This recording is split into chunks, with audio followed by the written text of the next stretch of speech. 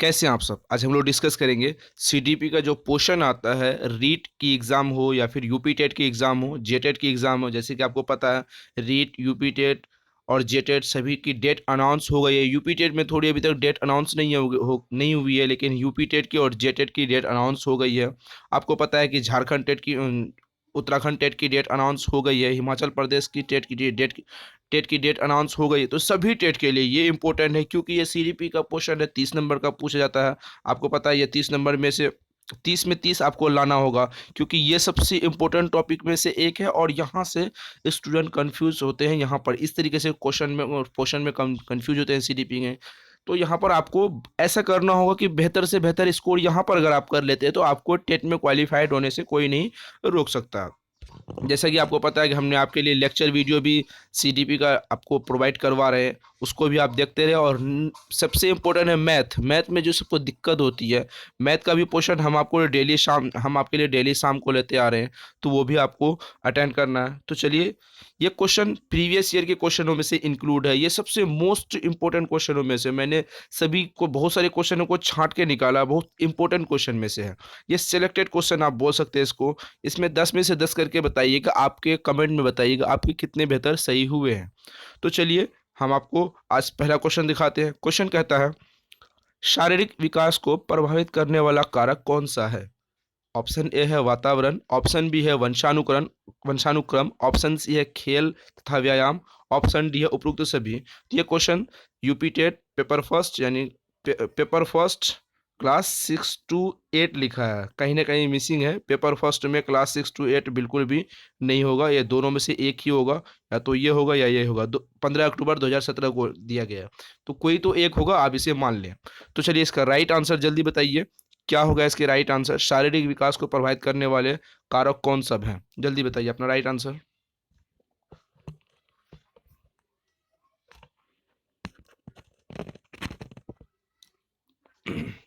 इसका right answer comment में आप जल्दी बताइए, कमेंट करके इसका राइट आंसर क्या होगा। तो यहां पर आपका राइट आंसर होगा ऑप्शन नंबर डी होगा। कैसे होगा, चलिए बात कर लेते हैं। शारीरिक विकास, हमारा जो शारीरिक विकास है उसको प्रभावित करते हैं, उसको जो इफेक्ट करते हैं कौन सब होते हैं। वातावरण, अगर आपके वातावरण बेहतर नहीं होंगे तो उस हिसाब से आपकी शारीरिक वातावरण को भी यह प्रभावित करते हैं। वंशानुक्रम, मतलब माता पिता के जो जीन होते हैं, माता पिता से हमारे पास जो आती है, पूर्वजों से जो हमें जीन आती है, हेरिडिटी कहते हैं, वो भी हमारे शारीरिक विकास को प्रभावित करते हैं। किसी का हाइट बहुत लंबी होती है तो किसी की बहुत कम होती है, तो इसको हम कैसे ये भी वातावरण पे या फिर वंशानुक्रम दोनों पे डिपेंडेंट होते हैं। खेल तथा व्यायाम, अगर कोई बच्चे का वातावरण बेहतर है और वंशानुक्रम दोनों बेहतर है, उस बच्चे को खेल की भावना में जागृत नहीं होते, मतलब वो एक खेल एक तरीके से व्यायाम होता है। अगर वे व्यायाम बेहतर नहीं होंगे तो ये भी तो प्रभावित करेंगे हमारे बॉडी स्ट्रक्चर को। यहाँ पर बॉडी स्ट्रक्चर की बात हो रही है, बॉडी डेवलपमेंट की बात हो रही है, मतलब हमारी जो शारीरिक विकास है ये इसकी बात हो रही है। प्रभावित करने वाले ऑप्शन ए वातावरण भी होगा, ऑप्शन बी वंशानुक्रम भी होगा, ऑप्शन नंबर सी खेल तथा व्यायाम तीनों होगा। तो इस हिसाब से कह सकते हैं option number D is the right answer. चलिए अगला क्वेश्चन देखते हैं, अगला क्वेश्चन क्या कहता है। अपना राइट आंसर दोस्तों कमेंट में जरूर बताइएगा कि आपका कितना बेहतर हो पाया। हमने आपके लिए जो क्वेश्चन करवा रहे हैं सीडीपी का या फिर ईवीएस की करवा रहे हैं, हिंदी की क्लास आपको मिल रही है टाइम टू टाइम। मैथ की तो मैंने आपको क्लियर कहा कि शाम को मैथ की क्लास आपको रेगुलर मिलती है, आप मैथ की क्लास में अटेंड कीजिए। अभी हमारा नंबर सिस्टम चल रहा है, जिसको भी मैथ में दिक्कत होती है, मैथ में कोई भी टेट की आप प्रिपरेशन कर रहे हैं, वहाँ से आपको मैथ में ज़ीरो आता है, क्या आता है, ज़ीरो। अगर आपको ज़ीरो भी आता है तो वहाँ पर आप अगर कंटिन्यू 4 से 5 अगर वीडियो देखते हैं तो आपको मैथ में लगेगा कि हाँ, हम मैथ अब पढ़ सकते हैं। तो आप मैथ के भी क्वेश्चन देखें, हम एक भी पॉइंट या फिर एक भी टॉपिक नहीं छोड़ना चाहते हैं, मैथ में हो या ईवीएस में हो। तो ये मोस्ट इंपॉर्टेंट क्वेश्चन ईवीएस के हैं, ईवीएस के सीडीपी के हैं, हम ईवीएस के आपको लेते आ रहे हैं, हिंदी भी लेते आ रहे हैं। तो चलिए, आप सारे के सारे चैनल को सब्सक्राइब करके बेल आइकन को प्रेस कर लीजिएगा और सभी वीडियो को ध्यानपूर्वक देखिए। तो इसका राइट आंसर बताइए। चलिए इस ऑप्शन क्वेश्चन देख लेते हैं। विद्रोह की भावना की प्रवृत्ति निम्न में से किस अवस्था में होती है। क्या इस क्वेश्चन को ज़्यादा सोचने वाली बात है, विद्रोह कब करते हैं आप, विद्रोह कब करेंगे, आप अपने मन में सोचिए, या फिर आपके सामने जो भी स्टूडेंट आते हैं जो आसपास में आप देख रहे हैं, तो वो विद्रोह कब करते हैं। शैशवावस्था में ऑप्शन ए, बाल्यावस्था में ऑप्शन बी, पूर्व बाल्यावस्था में, ऑप्शन सी मध्य किशोरावस्था में। तो विद्रोह कब करते हैं, यूपी टेट का क्वेश्चन है, पेपर फर्स्ट है। अब यहाँ पर पहले पिछले वाले क्वेश्चन में क्या था, तो पेपर फर्स्ट लिखा था, क्लास 6 to 8 लिखा था। तो यहाँ पर ये सही है, ये दोनों सही है। वहाँ पर था या तो पेपर फर्स्ट होगा या तो पेपर सेकेंड होगा। पेपर फर्स्ट होगा तो 1 to 5 होगा, पेपर सेकेंड होगा तो 6 to 8 होगा। तो वहाँ पर तो मिसिंग था, ये भी 15 अक्टूबर 2017 का क्वेश्चन है। तो आप इसका राइट आंसर जल्दी बताइए कि क्या होगा, विद्रोह की भावना स्टूडेंट या फिर कोई भी बच्चे कब करते हैं। तो जल्दी बताइए इसका राइट आंसर क्या होगा।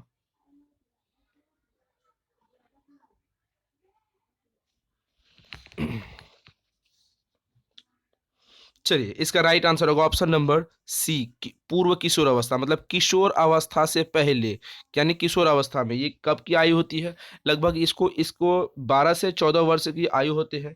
किशोर अवस्था में क्या होती है एक्चुअली में, उसके शारीरिक बनावट और मानसिक बनावट दोनों तरीके से, शारीरिक और मानसिक स्वतंत्रता चाहता है बच्चे, किसी की दबाव उस पर नहीं चाहता बच्चे। तो इसमें मानसिक स्वतंत्रता का प्रबल भावना जागृत होती है।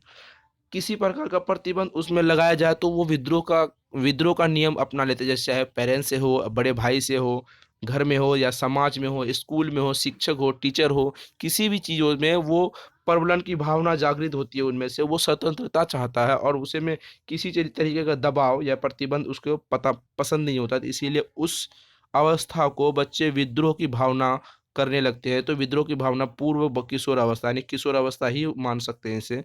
चलिए अगला क्वेश्चन देख लेते हैं। क्वेश्चन कहता है निम्न में से कौन सी एक अंतस्रावी ग्रंथि नहीं है। क्या है, अंतस्रावी ग्रंथि नहीं है। तो इसका राइट आंसर बताना नहीं है, आप ध्यान में रखें को इसको, नेगेटिव वाले क्वेश्चन। ऑप्शन ए है पीयूष ग्रंथि, ऑप्शन बी है एड्रिनल ग्रंथि, ऑप्शन सी है लार ग्रंथि, ऑप्शन डी है थायराइड ग्रंथि।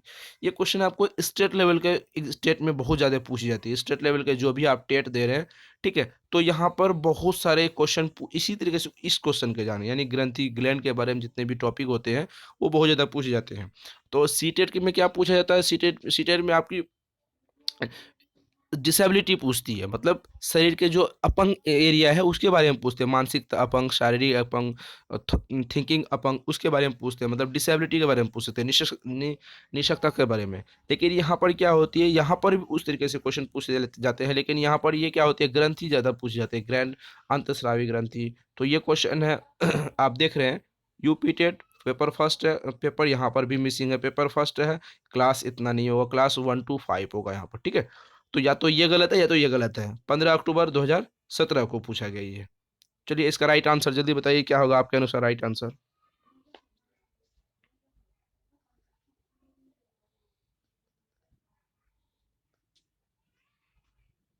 चलिए इसका राइट आंसर होगा ऑप्शन नंबर, यहाँ पर देख लेते हैं, ऑप्शन नंबर सी होगा। ऑप्शन नंबर सी नहीं होगा, क्यों, क्योंकि ये अंतस्रावी, मतलब हमारे शरीर से जो रिसाव होते हैं, जो स्रावित होते हैं वो नहीं है, हमारे शरीर से कौन सा होते हैं, पीयूष ग्रंथि होते हैं, एड्रीनल ग्रंथि होते हैं, थायराइड ग्रंथि होती है जिसको थायरोक्सिन भी कहते हैं, ठीक है।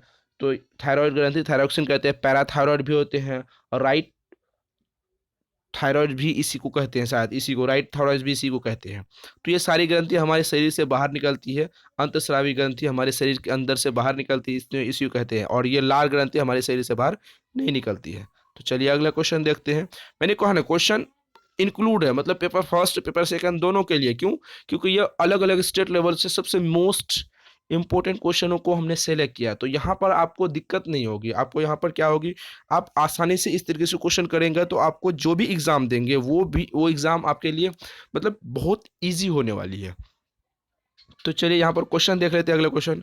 बच्चे अपने माता पिता के प्रबलन से प्रक्रिया में उपयुक्त ध्वनियाँ और शब्दों को सीखता है। माता पिता के प्रबलन प्रक्रिया से बच्चे क्या सीखते, ध्वनियाँ और शब्दों को सीखता है। ऐसा सुझाव भाषा के किस विकास से हो सकता है। ऑप्शन ए है व्यवहारवादी सिद्धांत, ऑप्शन बी है सहवादी सिद्धांत, ऑप्शन नंबर सी है संज्ञानात्मक, ऑप्शन नंबर डी है संदर्भात्मक। ठीक है, तो इसका ये DSSB प्राइमरी शिक्षक परीक्षा 2 फरवरी 2014 में पूछा गया। हमने कहा ना आपको सभी लेवल को हम यहाँ पर रखे हैं ताकि आपको बेहतर से बेहतर प्रिपरेशन हो सके और नेक्स्ट एग्जाम जब भी आप दे तो उसमें बेहतर से बेहतर मार्क्स गेन कर सके। तो इसका राइट आंसर क्या होगा जल्दी बताइए, आपके अनुसार क्या होगा इसका राइट आंसर। व्यवहार होगा, संज्ञानात्मक होगा, क्या होगा।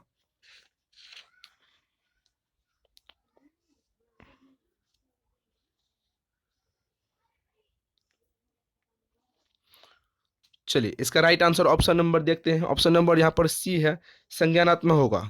क्योंकि संज्ञानात्मक क्या होती है, संज्ञान कॉग्निटिव डेवलपमेंट, कॉग्निटिव के बारे में यहाँ पे बात होती है, सॉरी कॉग्निटिव के बारे में होती है।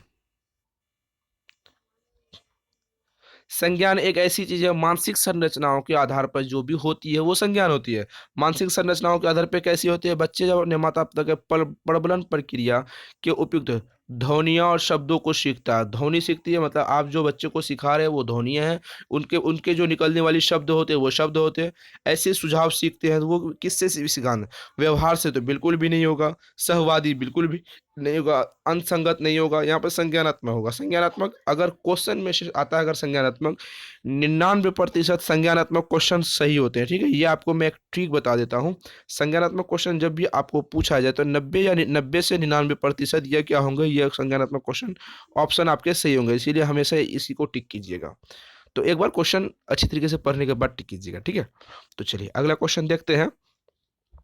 अगला क्वेश्चन कहता है निम्नलिखित में से कौन सा सिद्धांत नैतिक क्षमता और नैतिक प्रदर्शन के बीच के अंतर को स्पष्ट करता है। यहाँ पर क्वेश्चन क्या पूछता है, नैतिक नैतिक क्षमता पूछता है और नैतिक प्रदर्शन को के अंतर को समझने में स्पष्ट करता है।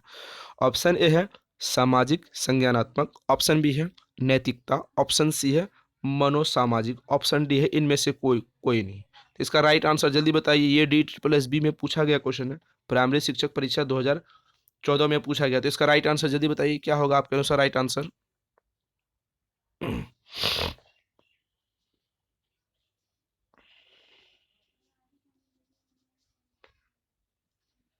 तो चलिए इसका राइट आंसर देख लेते हैं। क्वेश्चन एक बार और बारीकी से समझेंगे। निम्नलिखित में से कौन सा सिद्धांत नैतिक क्षमता और नैतिक प्रदर्शन को अंतर स्पष्ट करती है। यहाँ तो नैतिक बात आती है, नैतिक यहाँ और प्रदर्शन भी करना है और नैतिक क्षमता की बात करें। नैतिक तो बिल्कुल भी नहीं होगा क्योंकि नैतिक यहाँ सिर्फ एक ही काम है, मनोसामाजिक यानी मन का सामाजिक, ये भी नहीं होगा क्योंकि मनो सामाजिक में क्षमता का विकास बिल्कुल भी नहीं होगा। तो अगर ये नहीं होगा तो ये नहीं होगा, तो इनमें से कोई नहीं, ये भी गलत हो जाएगा। तो यहाँ पे आप देख सकते हैं कि ऑप्शन नंबर ए ही सही होगा, क्योंकि सामाजिक संज्ञानात्मकता, हमने क्या कहा, जहां पर भी संज्ञानात्मक आपसे पूछा जाए वो आपके लिए बेस्ट ऑप्शन हो जाता है। 90% से भी अत्यधिक आपके क्या हो जाएंगे, संज्ञानात्मक विकास के बारे में सही होंगे। किसके बारे में, 90%। जहां भी संज्ञानात्मक पूछा जाता है, कॉग्निटिव की बात जहां भी पूछा जाता है, तो वहां पर आपको 90% बेहतर होंगे, ऑप्शन सही होने के चांसेस रहते हैं। संज्ञानात्मक नैतिक क्षमता नैतिक प्रदर्शन को स्पष्ट करती है। क्लियर है कॉन्सेप्ट, कोई दिक्कत है? चलिए अगला क्वेश्चन देख लेते हैं। फिर से वही संज्ञानात्मक आ गया। हमने कहा आपको कि संज्ञानात्मक अगर ऑप्शन में दिखे तो वो लगभग आंसर सही होते हैं, लेकिन यहाँ पे क्वेश्चन में दिख रहे हैं। तो चलिए इसका आंसर कैसे क्या होंगे इसको भी हम देखते हैं। संज्ञानात्मक विकास मुख्य रूप से निम्न को संदर्भित करता है। किसको करता है? ऑप्शन नंबर ए है चिंतन प्रक्रिया को, ऑप्शन ए है। ऑप्शन बी है सांस्कृतिक प्रभाव का विकास, ऑप्शन सी है सेंसरी मोटर प्रतिक्रिया के समस्याओं को, ऑप्शन डी है सामाजिक अनुभूतियों की समस्याओं को। यहाँ पे संज्ञानात्मक विकास के बारे में पूछा है, वो ये HS स्टेट में पूछा गया, 10 फरवरी 2019 फर्स्ट शिफ्ट में पूछा गया। तो इसका राइट आंसर जल्दी बताइए। हमने कहा कि सभी लेवल के एग्जामों के क्वेश्चन हम आपको करवा रहे हैं ताकि बेस वही रहेगा और बेहतर से बेहतर प्रिपरेशन आप कर सकेंगे। इसमें कोई दिक्कत वाली बात नहीं होगी, आपसे क्वेश्चन नहीं बनेंगे। चलिए इसका राइट आंसर जल्दी बताइए कमेंट में। आप बताएंगे कि 10 में से आपके कितने क्वेश्चन कर पाते हैं। हम 10 में से 10 होते हैं, 10 में से 8 होते हैं, 9 होते हैं, कितने होते हैं, तभी उसी के आधार के बाद हम आपको बेहतर से कंटेंट प्रोवाइड करते रहेंगे कि क्या आपके बेहतर होंगे। तो चलिए यहाँ पर इसका देख लेते हैं, इसका राइट आंसर क्या होगा।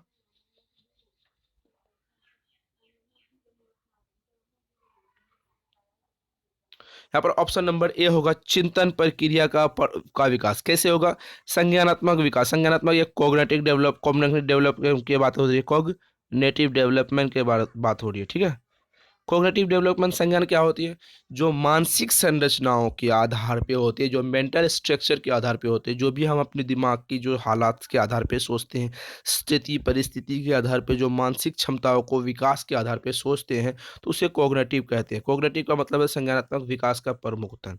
तो यहाँ पर जो चिंतन क्या है, अब यहाँ पे ध्यान से रखिए, चिंतन करना, मनन करना, हमने आपको पढ़ाया था लेक्चर वीडियो में। चिंतन करना, मनन करना, स्मरण करना, याद रखना, सोचना, समझना, किसी के बारे में उपेक्षित ज्ञान का अभाव, ज्ञान को प्रदर्शित करना, वो तो संज्ञानात्मक के अंतर्गत आता है। तो यहाँ पर आपको दिख रहा है चिंतन कर, चिंतन प्रक्रियाओं का विकास। सांस्कृतिक प्रक्रिया का विकास, ये सामाजिकता की पे आती है।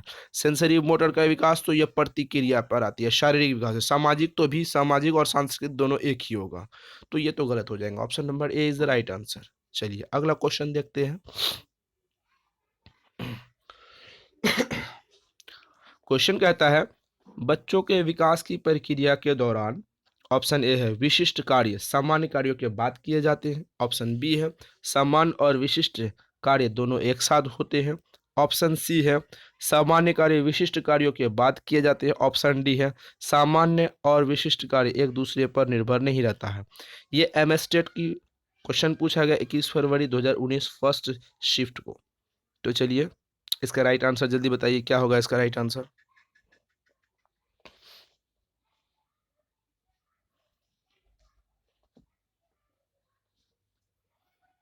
चलिए इसका राइट आंसर देख लेते हैं। क्वेश्चन कहता है यहाँ पर, बच्चे के विकास की प्रक्रिया, जब हमारा बच्चों में डेवलपिंग आ जाती है, विकास आने लगती है, तो उसको किस तरीके से देखा जाएंगे। ऑप्शन नंबर ए है विशिष्ट कार्य। क्या आप बच्चे को पहले विशिष्ट कार्य देंगे, मतलब एक महत्वपूर्ण कार्य देंगे, एक अलग कार्य जो कॉन्सेप्ट के बाद आती है, विशिष्ट कार्य आप बच्चे को देंगे? कभी नहीं देंगे, पहले सामान्य कार्य देंगे। ये तो क्वेश्चन गलत हो गया। ऑप्शन देखते हैं। सामान्य कार्य तो पहले देंगे, हमने कहा विशिष्ट कार्य दोनों एक साथ देंगे? नहीं भैया, नहीं दे सकते। एक बच्चे की जो विकास होती है, सामान्य कार्य कि विशिष्ट कार्यों के बाद, सामान्य कार्य और विशिष्ट कार्य दोनों एक साथ बिल्कुल भी नहीं दे सकते। क्यों नहीं दे सकते? दोनों एक साथ कैसे दे सकते हैं भैया? उतनी बोझ वो उठा पाएंगे, उतनी वो सहन कर पाएंगे, उसकी मानसिक संरचना, कॉग्निटिव डेवलपमेंट इतनी बेहतर है कि दोनों चीज़ों को वो सह पाएंगे? बिल्कुल भी नहीं, ऐसा नहीं करेंगे। तो अगले अगला पॉइंट देखते हैं। ए बी तो गया काम से, वो नहीं होने वाले हैं। तो अगला देखते हैं। अगला कहता है ऑप्शन नंबर सी, सामान्य कार्य विशिष्ट कार्य के बाद देंगे। ठीक है, सामान्य कार्य क्या देंगे, पहले विशिष्ट कार्यों के बाद दिए जाते हैं। ऑप्शन नंबर सामान्य और विशिष्ट कार्य एक दूसरे के पूरक नहीं। ऑप्शन नंबर सी हो जाएगा यहाँ पर राइट आंसर। चलिए अगले क्वेश्चन देखते हैं। क्वेश्चन कहता है, बच्चा निम्न उम्र में उचित वाक्यों का प्रयोग कर पाएगा। निम्न उम्र में, कौन सी उम्र में? यहाँ पर एज पूछा गया बच्चों की, कौन सी उम्र में उचित वाक्यों का प्रयोग कर पाएगा। तो चलिए बताइए। ऑप्शन नंबर ए है 5 वर्ष, ऑप्शन नंबर बी है 4 वर्ष, ऑप्शन नंबर सी है 3 वर्ष, ऑप्शन नंबर डी है 6 वर्ष।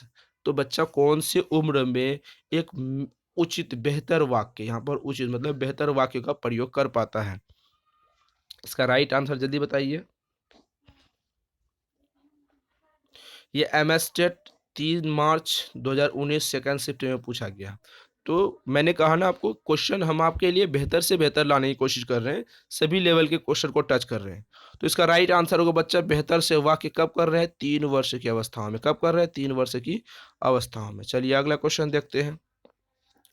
क्वेश्चन कहता है, बाल्य अवस्था की अवधारणा से क्या अभिप्राय है। ऑप्शन नंबर ए है समकालीन सामाजिक संरचना। मानो मानववैज्ञानिक के अनुसार यह एक सामाजिक संरचना है। ऑप्शन नंबर बी है, यह है कि बच्चे पुष्ट रूप से पैदा होते हैं और उन्हें भय बनाना होता है। ऑप्शन नंबर सी है, यह कि बच्चे शून्य से शुरुआत करते हैं और उनके गुण पूरी तरह से परिवेश के द्वारा निर्धारित किए जाते हैं। ऑप्शन डी है, यह विभिन्न सांस्कृतिक संदर्भों में सार्वभौम रूप में समान है। ये सी टेट सेकेंड पेपर में पूछा गया, ये लेवल सेकेंड वाली बात है। ठीक है, मैं आपको बता दूं लेवल सेकेंड वाली बात है। सॉरी, 6 to 8 8 दिसंबर 2019 का क्वेश्चन पूछा गया। तो हमने क्वेश्चन को बेहतर तरीके से समझा है, उसके बाद उस क्वेश्चन को बेहतर तरीके से समझने के बाद आपके लिए लाए हैं, क्योंकि यहाँ पे सभी लेवल की प्रिपरेशन बेहतर हो रही है। तो राइट आंसर जल्दी बताइए, क्या होगा आपके अनुसार। चलिए क्वेश्चन देख लेते हैं। क्वेश्चन कहता है, बाल्यावस्था की अवधारणा से क्या अभिप्राय। बाल्यावस्था की अवधारणा मतलब अवस्था के कॉन्सेप्ट के बारे में क्या समझते हैं, क्या जानते हैं आप। चलिए अगला ऑप्शन देख लेते हैं। ऑप्शन है समकालीन सामाजिक संरचनावादी मानकों के अनुसार यह एक सामाजिक प्रक्रिया है। आप बताइए बाल्य अवस्था में समकालीन सामाजिक संरचना संरचना मानकों मानववैज्ञानिक के अनुसार होगा? ये बिल्कुल भी नहीं होगा, क्योंकि वह बच्चे अवस्था बाल्यावस्था की बात हो रही है। बाल्यावस्था में इतना नहीं सह पा इतना नहीं वो अफोर्ड कर पाते हैं, इतनी मानसिक संरचना बेहतर उनकी नहीं होती है। तो चलिए अगला क्वेश्चन देखते हैं। ऑप्शन यह है कि यह है कि बच्चे दुष्ट रूप से पैदा होते हैं। बच्चा भैया बच्चे दुष्ट रूप से कभी पैदा नहीं होते, बच्चे कोरे कागज की तरह पैदा होते हैं। यह भी ऑप्शन गलत है। अगला ऑप्शन देखते हैं। यह है कि बच्चे शून्य से शुरुआत करते हैं और उनके गुण पूरी तरह से परिवेश के द्वारा निर्धारित होते हैं। ऑप्शन नंबर सी सही हो सकते हैं। हमने कहा नहीं कि अभी होंगे, क्योंकि हमने पूरी तो अभी तक पढ़े ही नहीं है, लेकिन ए एंड बी तो नहीं होंगे। यह विभिन्न सांस्कृतिक संदर्भों के सार्वभौमिक समान रूप है। हाँ, ऑप्शन नंबर डी होंगे, क्योंकि यह क्या है, विभिन्न सांस्कृतिक संदर्भों के आधार पर ये होंगे। कौन से विभिन्न सांस्कृतिक, अलग अलग परिस्थितियों, अलग अलग संदर्भों, अलग अलग यूनिवर्स के आधार पर उसकी समान रूप होती है। तो चलिए ऑप्शन नंबर डी होगा। चलिए अगला क्वेश्चन देखते हैं।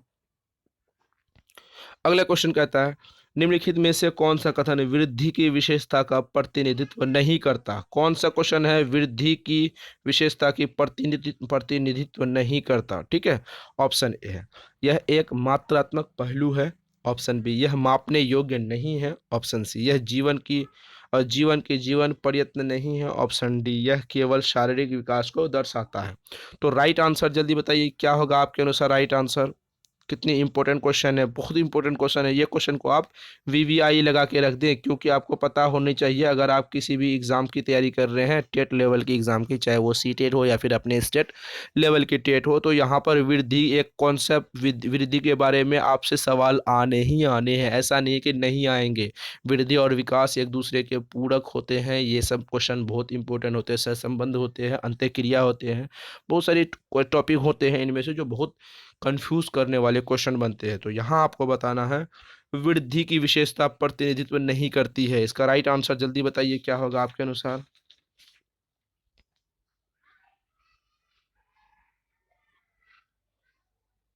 चलिए इसका राइट आंसर देखते हैं। ऑप्शन नंबर यहाँ पर ये नहीं करता। कौन नहीं करता? मापने योग्य नहीं है। वृद्धि आपकी शारीरिक वृद्धि होती है, मात्रात्मक हो रही है, आप उसे मेजर कर सकते हैं, हाँ उसके नाप सकते हैं। आपकी हाइट कल आज से 5 साल पहले कितनी थी, आज से 10 साल पहले कितनी है, अभी कितनी है, वो मेजर कर सकते हैं। दूसरा, यह जीवन प्रयत्न नहीं चलती। वृद्धि जीवन प्रयत्न इसलिए नहीं चलती, एक अवस्था के आधार पर जाके आपकी हाइट जो बढ़नी होती है वो रुक जाती है, वो आगे नहीं जाती। इसीलिए उसे जीवन पर नहीं चलती। सही बात है। यह केवल शारीरिक विकास को दर्शाता है। ये भी तो, ये शारीरिक विकास को सिर्फ क्या केवल शारीरिक विकास को दर्शाता है? ये भी नहीं। Sorry, option A, option C, option D दोनों गलत है। ऑप्शन बी होगा। यहाँ पर ऐसी बात हो गई है, सामान्य व्यक्ति में प्रगति की प्रवृत्ति होती है। जैसे वृद्धि एक मात्रात्मक पहलू है, यहाँ पर क्या है, वृद्धि एक मात्रात्मक पहलू है। ठीक है, यहाँ पे नहीं वाला क्वेश्चन है, आप ध्यान में रखेंगे, क्योंकि आप बोलेंगे सर यहाँ पे तो आप नहीं बोला, तो नहीं लगा दी, यहाँ पर ऑप्शन क्वेश्चन नहीं है। वृद्धि एक मात्रात्मक पहलू है, ये शारीरिक मापदंडों के परिपक्वता के आधार पे भी होती है। ठीक है। दूसरा, निश्चित आयु के पश्चाताप रुक जाती है। हमने कहा एक वृद्धि अलग, एक आयु होने के बाद आपकी हाइट होती है जो 30-40 के रेंज में आने के बाद आपकी हाइट रुक जाती है, उससे आगे आपकी नहीं जाती है। ये भी आपको समझना है। वृद्धि व्यक्तिगत भेद होते हैं, व्यक्तिगत भेदभाव के आधार पर होते हैं। कैसे? किसी की हाइट बहुत कम होती है, बस किसी की हाइट बहुत छोटी होती है, तो यहाँ पर कंफ्यूज करने वाले होते हैं। तो option number B is the right answer. चलिए अगला क्वेश्चन देखते हैं। तो आज के लिए बस इतना ही। आपको नोट्स लेने के लिए मैं आपको नंबर बता दूं,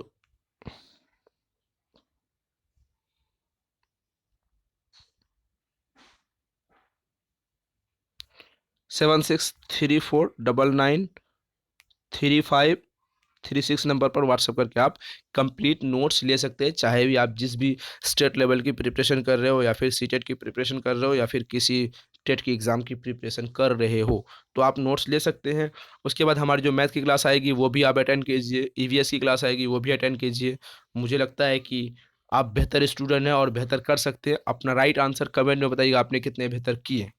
तो आज के लिए बस इतना ही। मिलते हैं फिर अगले वीडियो में। Thank you.